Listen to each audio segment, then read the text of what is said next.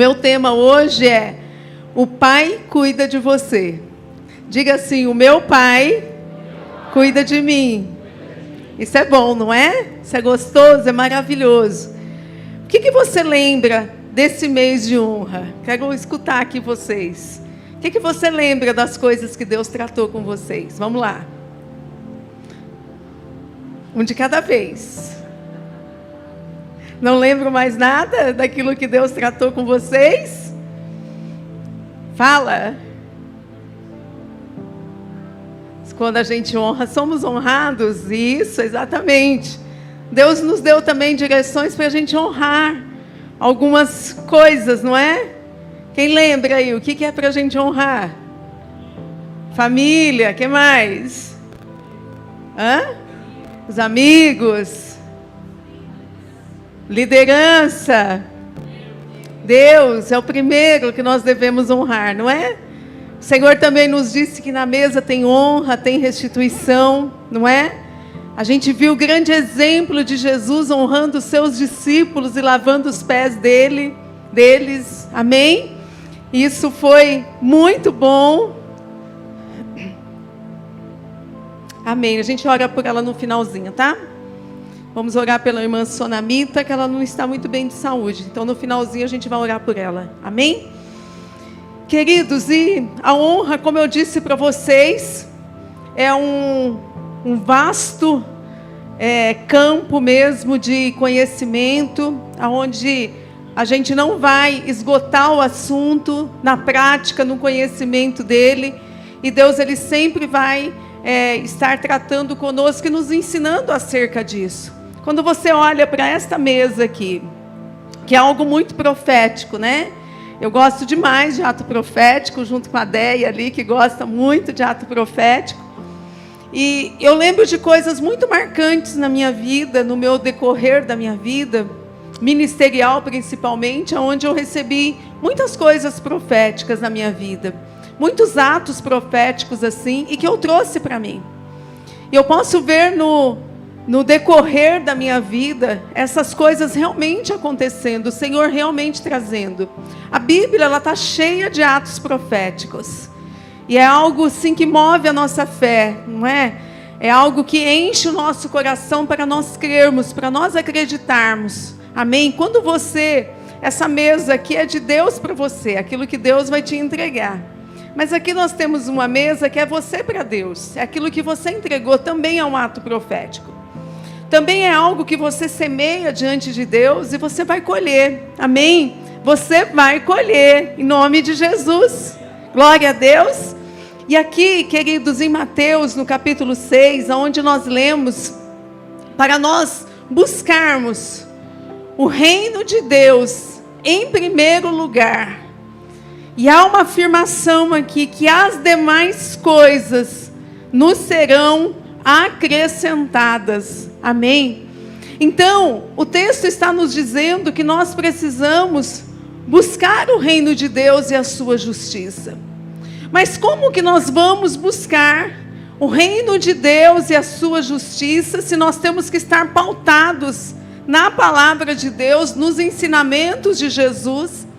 E muitas vezes nós estamos, talvez com muito boa intenção, mas às vezes nós estamos fora daquilo que Deus, Ele realmente quer que nós pratiquemos. Existe um caminho para que a parte B do versículo, ela aconteça na nossa vida. Quando você busca o reino de Deus e a sua justiça, é no molde de Deus. É no ensinamento do Senhor. É naquilo que Deus deseja. É naquilo que Deus já desenhou no céu para nós trazermos para a terra. Amém? E aí a parte B diz assim que as demais coisas representam aquilo que nós precisamos. É aquilo que nós necessitamos no decorrer de toda a nossa vida. É o cuidado de Deus. É a providência de Deus em cada dia da nossa vida. Então, Mateus, aqui no capítulo 6, ele vai trazer antes desse versículo o que nós precisamos fazer para nós buscarmos o reino de Deus e a sua justiça. E eu não vou entrar em cada tópico, mas eu vou citar eles para vocês. Aqui, está escrito sobre um coração generoso. Ele começa dizendo assim que nós precisamos ser generosos. Cito o texto na minha versão que fala sobre esmolas. Mas vamos colocar isso como ofertas. Amém? Aquilo que vocês fizeram aqui hoje, que nós fizemos aqui hoje, é quando nós temos um coração generoso diante do Senhor. Amados, ninguém vence a Deus em dar. Amém? Ninguém vence o Senhor em dar. Quando você lê o livro Chaves da Economia do Céu, quem não leu, leia, que eu recomendo. E esse livro, ele vai trazer para nós uma clara noção de como o céu tem tudo aquilo que nós precisamos para a nossa vida. E então, quando nós oramos, buscamos, acreditamos, trazemos, requeremos na cruz, então nós temos certeza que o Senhor traz para a nossa vida, mas isso é uma via de mão dupla. Então, quando eu sou generoso, e eu semeio, eu dou, eu faço, eu tenho um coração liberal, generoso, então eu recebo do Senhor para a minha vida. E aqui ele continua dizendo, queridos, sobre a oração, a instrução sobre a oração. Veja que tudo isso são chaves para você acessar o reino, para você trazer o reino. E aí ele está dizendo assim que a nossa oração, ela deve ser feita na intimidade. Quando você for orar, entra no teu quarto, fecha a tua porta, e o teu pai que te vê em secreto, ele vai ouvir a tua oração e ele vai te responder. Amém? São chaves, são direcionamentos para que você atraia o reino do céu para a tua vida. Glória a Deus, quem está entendendo, diga amém. E aí ele diz sobre o jejum. E ele diz assim que não é para nós sermos como os hipócritas. Não é para nós fazermos como os fariseus, que eles proclamavam um jejum e eles ficavam nas esquinas e eles ficavam mostrando no seu rosto, na sua face, de abatimento, que eles estavam em jejum. E Deus ele traz essa palavra assim, que eles já receberam a sua recompensa quando agem desta forma. Mas o jejum, ele é uma contrição de coração. Amém? O jejum faz que você se aproxime do Senhor, traz santidade para a tua vida, para que você passe por um período difícil na tua vida. Ele te ajuda juntamente com a oração. São chaves, estão entendendo? Coração generoso, a oração, o jejum, e ele fala dos tesouros no céu. E ele diz assim para nós não ajuntarmos tesouros nesta terra, aonde vem o bicho, e esse bicho vai comer, porque nós sabemos disso. Mas ele diz assim: ajuntais tesouros no céu, amém? Aonde esses mesmos bichos não têm acesso. E aquilo que você construir diante de Deus, você vai guardar para a eternidade, porque você está construindo diante do Senhor. E aqui nesse ponto específico sobre tesouros no céu, ele fala algo muito importante. Ele diz assim que aonde está o nosso tesouro, aí está o nosso coração. É naquilo que você tem o seu coração que vai revelar a tua vida. Amém? Você pode observar que alguém, que ela tem a vida dela amarrada ao dinheiro, isso vai ser perceptível na vida dela, porque é ali que está o tesouro da vida dela. E Deus, Ele quer que nós tenhamos o nosso coração nele, nas coisas dele, nas coisas eternas. Quando nós entendemos isso, amados, fica muito fácil de nós sermos fiéis ao Senhor. Fica muito fácil. Fica muito fácil nós entendermos que nós temos o direito de ter uma vida abundante aqui, próspera, uma vida de dinheiro, uma vida rica, uma vida abençoada diante de Deus, mas nós não estamos presos nisso. Todas essas coisas são para nos servir, para que nós possamos servir ao Senhor ainda melhor, ainda com mais intensidade, ainda com o coração mais generoso, para que nós possamos fazer ainda muito mais para o nosso Deus. Amém? Vocês estão entendendo? Essa semana, O Senhor me acordou de madrugada e disse para mim assim: eu quero que você trate a fidelidade do meu povo. E eu fiquei intrigada com aquela voz do Senhor. Porque, amados, eu cuido da administração da igreja muito de perto. Diretamente, eu fecho o relatório junto com a Giovana. Eu fecho o relatório, eu acompanho. A minha responsabilidade, diante de tudo, é muito grande. De manter a igreja, de construção, de tudo. Enfim, é tudo isso que vocês sabem. E eu fiquei muito intrigada com aquilo. Porque nós temos uma igreja fiel, graças a Deus por isso. Mas o Senhor começou, e eu perguntei para Deus assim, mas o que o Senhor quer falar exatamente? O Senhor começou a falar para mim. É isso, é esse departamento. E Deus falou para mim, são essas pessoas em específico. Deus começou a falar comigo. E é claro que você nunca vai me ver aqui em cima deste altar expondo ninguém, de maneira nenhuma. Mas eu trato com o líder, não é? É a parte que nós temos que fazer, eu trato com o líder. Mas o que eu quero que você entenda disso? É que nós servimos a um Deus soberano sobre todas as coisas. Deus, Ele quer o melhor para a nossa vida, amados. Mas Deus não pode agir na contramão da sua palavra. Há uma lei de semeadura sobre a nossa vida. Há uma lei de colheita sobre a nossa vida. Aquilo que você semear, você vai colher. Amém? Aquilo que você plantar, vai vir a sua colheita na sua vida em nome de Jesus. Então quando Deus diz assim, trate a fidelidade do meu povo, é porque Deus quer derramar ainda mais bênção sobre a vida da igreja, sobre a tua vida em nome de Jesus. Glória a Deus. E Deus continua dizendo mais chaves aqui, olha. Eu falei de coração generoso, de oração, de jejum, de tesouros no céu. E o texto diz assim, para nós sermos luz deste mundo. Que é a candeia do corpo, o nosso corpo, ele tem que refletir a luz do Senhor. Glória a Deus por isso. E Jesus, ele vai dizer isso também lá no capítulo 5, no versículo 14, quando ele diz assim que nós somos o sal da terra, nós somos a luz do mundo, e nós temos que ser a claridade para as nações. As pessoas que estão em trevas, elas têm que ser clareadas através da nossa luz. E aqui ele vai reafirmar, dizendo para nós que nós precisamos ser luz, queridos. São chaves na nossa vida, para que nós possamos acessar as coisas do céu, para que nós possamos viver o melhor de Deus aqui, em nome de Jesus. A partir disso, você vai orar e Deus vai responder. Você vai declarar sobre a cabeça do teu filho, e o teu filho vai ser curado, em nome de Jesus, amém? Você vai vencer as situações da sua vida, porque a luz, ela traz clareza para nós. A luz faz com que você enxergue as coisas nitidamente.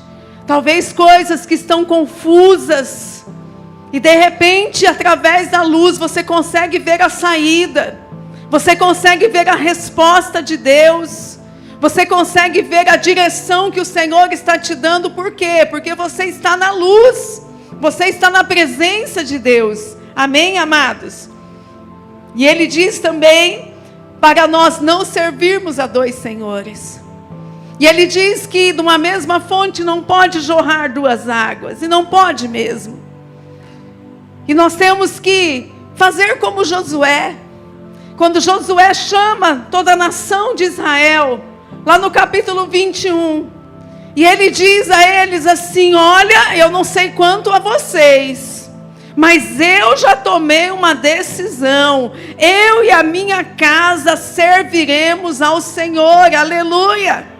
Essa tem que ser a sua posição, é o teu posicionamento. Talvez quem está à tua volta, na tua casa, ainda não tem o discernimento, ainda não tem a postura de se posicionar, não é? Então sempre haverá alguém coluna, alguém mais forte, alguém com mais discernimento das coisas de Deus, que vai se posicionar. E aí, aqui no livro de Mateus está escrito que nós não podemos Não se serve a dois senhores. Não é que nós não podemos. Não se serve a dois senhores. Não dá para acontecer isso. E a posição de Josué tem que ser a nossa. Não podemos abrir mão desta afirmação, amados. Eu e a minha casa serviremos ao Senhor. Glória a Deus. Amém? Chaves de acesso ao reino do céu. E ele fala aqui também contra a preocupação e a ansiedade. Coisas marcantes no nosso tempo, não é verdade? Coisas que têm abatido a vida das pessoas. É muito fácil nós ficarmos ansiosos, preocupados. Amém? E ele diz aqui que não é para nós estarmos desta maneira. Precisamos confiar no Senhor, olhar para o céu. Elevo os meus olhos para o monte. De onde me virá o socorro? Pergunta o salmista. Ele pergunta, porque os montes de Israel estavam cheios de idolatria. Tinha muita coisa nos montes de Israel. Ele olha para os montes e ele pergunta: elevo os meus olhos para o monte. Eu estou vendo tanta coisa. De onde vai me vir o socorro? E aí ele recebe uma inspiração. O meu socorro vem lá de cima. Vem do Senhor que criou os céus e a terra. É de lá que vem o meu socorro. Amém? E ele diz assim: olhe para os lírios do campo. Salomão, em toda a sua majestade e glória, em tudo aquilo que a rainha de Sabá, que veio da Etiópia, atravessou o deserto, e ela contemplou com seus olhos e ficou boquiaberta. Contudo, ela mesmo disse: não é a metade das coisas que eu ouvi, a grandeza do teu reino. Deus está dizendo aqui: olha para os lírios, olha para a grandeza de Salomão, olha para tudo isso.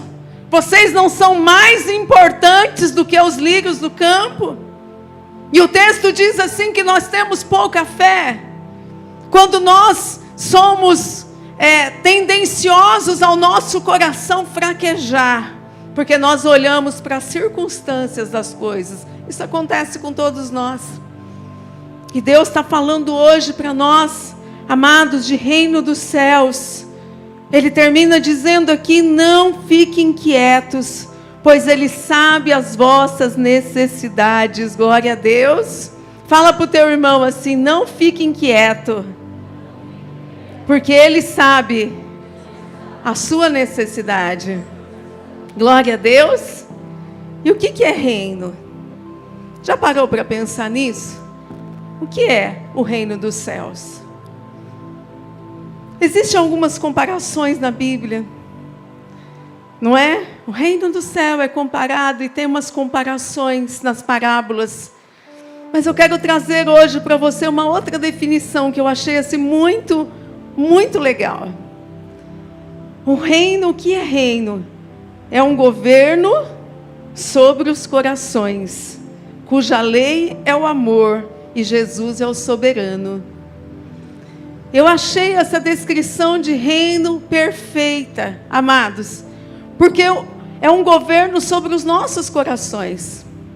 Se o reino dos céus não for revelado no nosso coração, ele não vai fazer efeito na nossa vida. Só que esse reino, ele tem uma regra principal. Ele é governado pelo amor, cuja lei é o amor. Porque Deus é amor, a essência do reino de Deus é o amor. E aonde tem aqui Jesus como soberano. Jesus, Ele é o Rei soberano. É Ele que está sobre este reino é dEle. Por isso, queridos, que quando Ele chega, Jesus chega, no seu tempo, Ele não foi compreendido. Porque se esperava um rei diferente, um rei militar, alguém que fosse se doer por causa da opressão que os judeus viviam, a opressão de Roma, o domínio dos gregos, a cultura que predominava da Grécia em cima deles, muitos deuses inseridos no meio deles, e eles subjugados politicamente por Roma e culturalmente pelos gregos. E eles esperavam alguém assim, alguém que chegasse numa farda militar, e alguém que fosse lá e tirasse eles à força dessa opressão. E Jesus, ele vem com uma proposta toda diferente. Ele vem dizendo que o reino dele não é deste mundo, que o padrão dele é outro, amém? Ele vem na contramão do que a sociedade esperava, porque o reino de Jesus, queridos, é diferente. E esse reino nós só compreendemos porque o amor de Deus, ele é derramado no nosso coração. Percebe que é uma revelação isso? E que nós só desejamos estar com Jesus na glória, no seu reino eterno, porque nós nascemos de novo. Esse novo nascimento nos capacita a nós entendermos isso. Senão, amados, a gente não entende o que é esse reino. Olha que coisa interessante. No século XVI, um pensador, ele criou um mundo imaginário. Vou fazer um paralelo aqui para você. E ele criou um mundo imaginário. Esse mundo imaginário, ele deu o nome de Ilha da Utopia. É da onde vem a palavra utópico. E aí, alguns outros pensadores que vieram depois dele, gostaram da ideia. E eles começaram a dar vida a este mundo perfeito. Sabe, quando eu leio sobre isso, eu me levo a minha mente lá no Jardim do Éden. Por quê? Porque Deus criou um mundo perfeito ali. Ali não tinha pecado, não tinha doença, não tinha nada. O homem vai e entrega tudo isso para o diabo. Dá de mão beijada para ele. Passa a escritura de tudo na mão dele. E o que acontece? Através desse pensamento, vão surgindo, por exemplo, o marxismo. Por exemplo, as ideias de Hitler, de criar um povo perfeito, um povo incontaminado, uma raça ariana incontaminada. Nós vemos isso na história.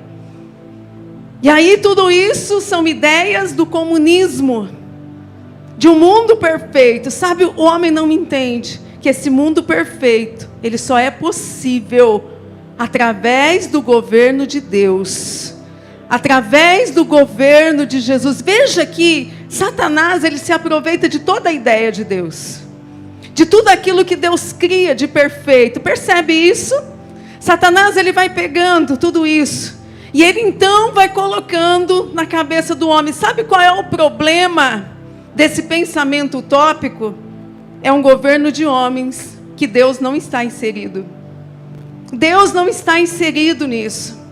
Então isso não dá certo. Só que a igreja do Senhor está sendo preparada, amados, para nós estarmos neste reino perfeito. Partes dele nós já vivemos aqui.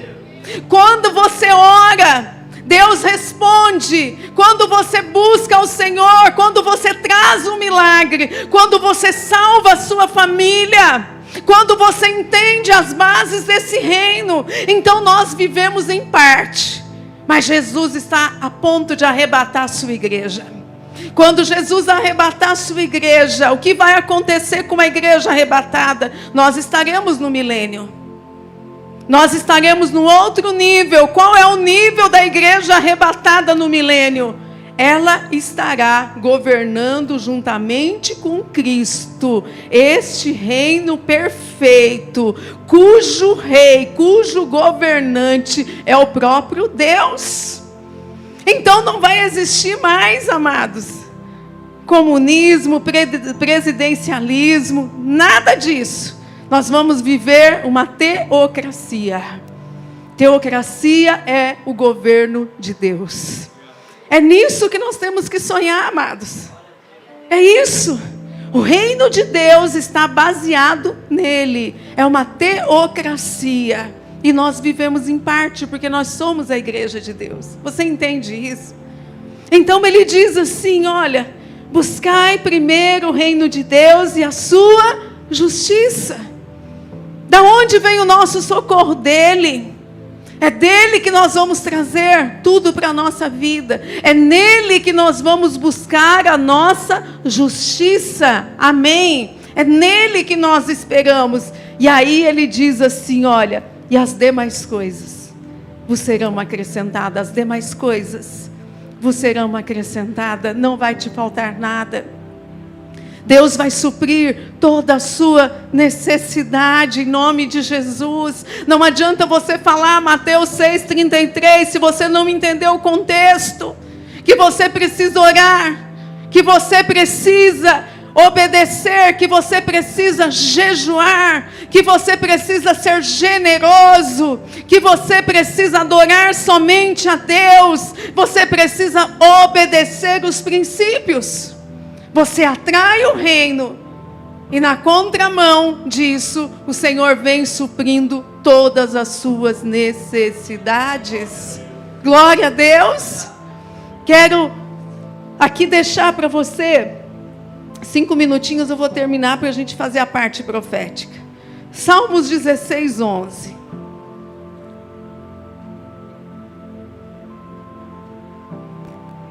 Está escrito assim, ó. Tu me mostras o caminho que leva à vida. A tua presença me enche de alegria e me traz felicidade para sempre. Glória a Deus. Então o nosso caminho está no Senhor. Tu me mostras o caminho que leva à vida. É Ele que nos mostra o caminho. A presença de Deus nos enche de alegria e de felicidade para sempre. É nele. Quero deixar aqui para você também Eclesiastes 5, 15, 20. Eu acho que eu estou usando a versão transformadora aqui, tá? Eu acho que é essa que eu estou usando. Não, antes de Eclesiastes, William, coloca para mim Lucas 6, 38. É NVT, Lucas 6, 38. Deem e receberão, sua dádiva lhes retornará, em boa medida, compactada ou sacudida, sacudida para caber mais, transbordante e derrama sobre vocês. Olha o que diz o final do versículo. O padrão de medida que adotarem será usado para medi-los. Olha a lei da semeadura e da colheita aqui. Só, amados, que aqui, olha, está afirmando, deem e receberão. Aí ele começa a desenhar como que é isso. Amém? Uma boa medida. O que é uma boa medida? É uma boa medida que você traz diante do Senhor. Aí ele diz assim, agora essa medida ela pode ser recalcada ou compactada. O que é isso? É como se você pegasse um desses aqui e você socasse assim para baixo. Isso é recalcar. Aí ele diz assim, mas eu ainda posso dar mais para você. Então pega, como um saco de batata, por exemplo, que você pode fazer isso, você enche ele. Aí você dá uma arrumadinha. Aí você vai, pega esse saco de batata e dá uma sacudida. Quando você sacode, as batatas vão se arrumando ali, procurando espaço. Então vai descer. É o terceiro nível. E aí ele diz assim, só que eu tenho mais. Eu vou dar uma medida transbordante. Agora você pode colocar mais, até transbordar, até encher. Até transbordar para os lados. Da mesma medida que vocês adotarem para medir, vocês serão medidos. Que tremendo, não é? Isso. Agora coloca Eclesiastes 5, 15 e 20. É o último, tá? Para nós orarmos. Em nome de Jesus.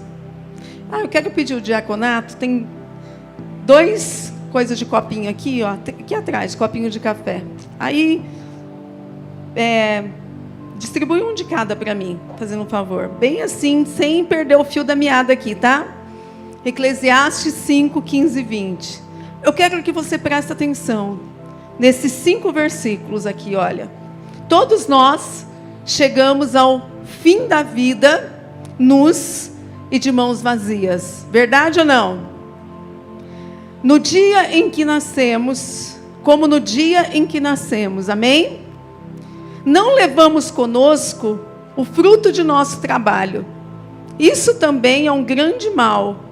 As pessoas vão embora deste mundo como vieram. É verdade, sim ou não? Todo o seu esforço é inútil, como trabalhar para o vento. Olha como o pregador, que é chamado aqui em Eclesiastes, ele diz: passam a vida sob uma nuvem escura de frustração, doença e indignação. Ainda assim, observei pelo menos uma coisa positiva. Ele estava observando como duas classes de pessoas levavam a vida. E ele descreve o primeiro grupo, que vive desta forma, que passam a sua vida como ele descreveu aqui, olha, numa nuvem escura de frustração, de doença e de indignação. Aí ele começa a dizer assim: ainda assim, observei pelo menos uma coisa positiva. Começa a observar. É bom que as pessoas comam, bebam e desfrutem os resultados de seu trabalho debaixo do sol, durante a vida curta que Deus lhes dá, e aceitem a parte que lhes cabe. Olha o que Deus quer para você. Quem está entendendo, diga amém. Também é bom receber de Deus riqueza e boa saúde para aproveitá-la. Quem quer? Glória a Deus. Alegre-se com o seu trabalho e aceitar a parte que lhe cabe na vida são, sem dúvida, presentes de Deus. Aleluia! Presentes de Deus para a tua vida. Glórias ao Senhor. Deus mantém as pessoas tão ocupadas com as alegrias da vida. Quem quer estar ocupado com as alegrias da vida? Glória a Deus. Que não lhes sobra tempo para refletir sobre o passado. Que maravilhoso, queridos. Você está vendo o desenho aqui de como Deus quer que você viva a tua vida? De como a tua vida pode ser abundante? De como você pode viver o melhor de Deus? Me chama a atenção aqui o final do versículo 20. Quando ele diz assim, olha, que Deus, ele mantém as pessoas tão ocupadas com as alegrias da vida, que não sobra tempo para refletir sobre o passado. Isso nós podemos ligar com tantos outros textos, que diz que as coisas velhas foram embora, já se passaram, tudo se fez novo na sua vida. Então Deus tem um novo tempo de abundância para você em nome de Jesus.